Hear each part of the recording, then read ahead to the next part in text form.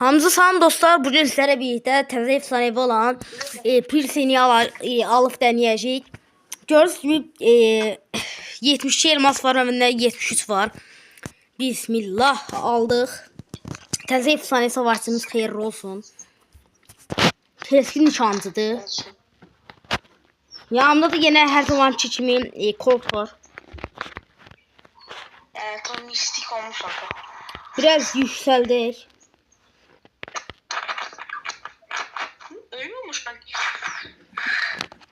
Hələlik 4 səviyyə ilə. Hələlik 4 səviyyə ilə.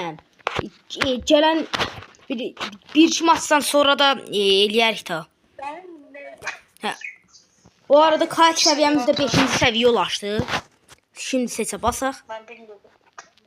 Все, başlayaq. Hə dostlar, bir dənə maç atdım. Karakter sınamağa. İndi videodan keçək. Baxaq gör karakteri nətərdir. Elə ora niyə atsan? Zibə. Ana bu. Bax. Bura deyirlər. Niyə belədir? Niyə elədir? Barleyca bura. Qaqa. Ultini yoxlayıram. Ulti nədir hə? Nə oldu indi? Ultdə nə olur ya, anlamadım. Burada deyən turp var.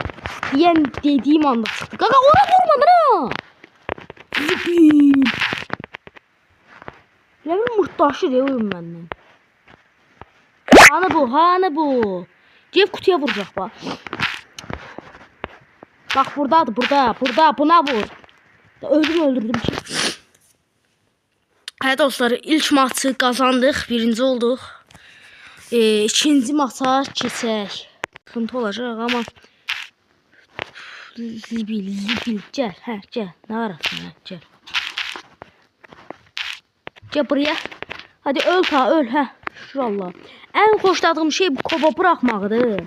Koba bırakırıq belə direkt adamın üstünə gedir və çox uzun mənzildir. En xoşladığım karakter de odur. Dağa daşı getdi. Burada adam var idi. Yoxmuş. Lan aşağıda jet var. Gəl buraya. Qaqa dağa daşı atma. Lan birini de vurdum. Aynen at dağa daşı at. Dayan. Bura vuracağım. 1 2 öl. Yok. Lan yok. Zibil. Hara atacaq bunu. Bu adam anı. Gəl bura. Uf. 4300 vurdum. Bu asla kazandık. Dostlar indi isə savaş topu girəcəyik. Savaş topunu da sınamaq istəyirəm. Çox uzatmadan maçımıza keçək. Karakter çox az canı var.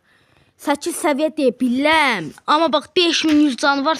Lap 11 səviyyəndə lap deyə 6000 canı olacaq. Yenə də azdır. Almayın, tövsiyə eləmin. Mən necə videoya görə aldım. Yəni yoxsa gedib şey asacaqdım. Nə idi onun adı? Kazeni.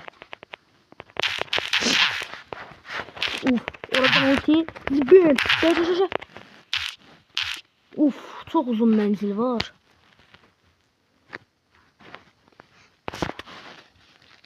Lan. Direnci oldular. Birer kayıp gider ve her bir sevilen.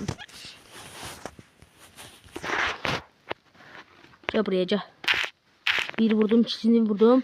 Bunları da yollayak. Lan. Oh kanka çok hava alsan o. Maçın oyuncusu aga. Adam 9-0 oynuyor. Neyse, ikinci bölüm gelecek. Neyse, sağ olun. Salamat qalın.